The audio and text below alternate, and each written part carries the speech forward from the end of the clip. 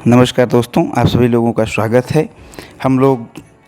एक video lecture series के माध्यम से भारतीय न्याय संहिता 2023 का सेक्शन बाय सेक्शन अध्ययन कर रहे हैं और अभी तक हम लोगों ने धारा 59 तक, धारा 1 से लेकर के धारा 59 तक सीरियल सेक्शन बाय सेक्शन हमने इस संहिता के प्रावधानों का अध्ययन किया है। और आज हम लोग धारा 60 जो कि चैप्टर 4 अबेटमेंट से संबंधित है उसके बारे में अध्ययन करेंगे और देखेंगे कि यह जो कि अबेटमेंट से संबंधित अंतिम सेक्शन है इस संहिता में। इसके बाद क्रिमिनल कॉन्स्पिरेसी का पार्ट चालू हो जाएगा, फिर हम उसका अध्ययन करेंगे और तो देखेंगे कि हम लोग इस अंतिम सेक्शन में, अंतिम धारा में क्या प्रावधान किया गया है अबेटमेंट से संबंधित, उसके बारे में हम लोग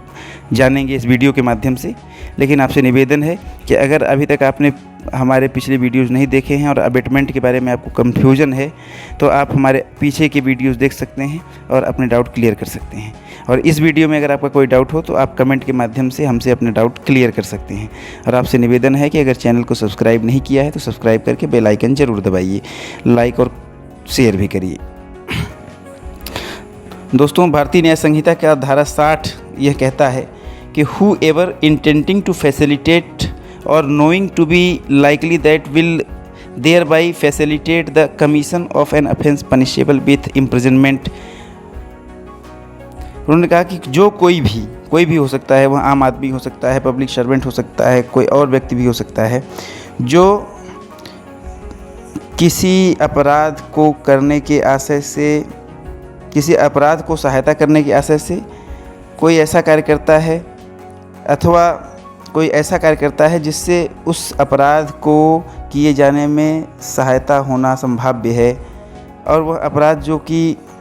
किसी भी प्रकार के कारावास से दंडित हो सकता है, वॉलंटरली कंसील्स, स्वैच्छिक रूप से किसी चीज़ को छुपाता है, by any act or illegal omission, किसी कार्य द्वारा अथवा अवैध लोप द्वारा, the existence of design to commit such offence of makes any presentation which he knows to be false respecting such design, अथवा उस अपराध में किए जाने वाले किसी डिजाइन को जैसा कोई दूसरा डिजाइन बना करके वह ऐसे कार्य को करने से उस व्यक्ति को रोकता है, तो ऐसी स्थिति में if the offence be committed, अगर वह अपराध कारित कर दिया जाता है तो be punished with imprisonment of the description provided for the offence for a term which में एक्सटेंड टू 1/4। तो वह व्यक्ति अपराध कारित हो जाने की स्थिति में उस अपराध के लिए इस संहिता में वर्णित अधिकतम दंड के 1/4 दंड से दंडित किया जाएगा। और